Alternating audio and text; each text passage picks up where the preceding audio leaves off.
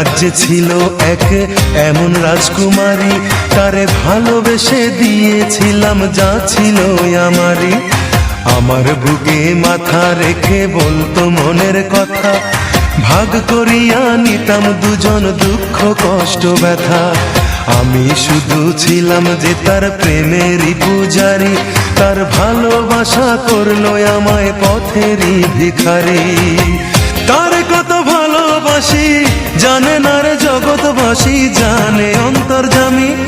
যখন তোমার কেউ ছিল না তখন ছিলাম আমি, এখন তোমার সব হয়েছে পর হয়েছি আমি।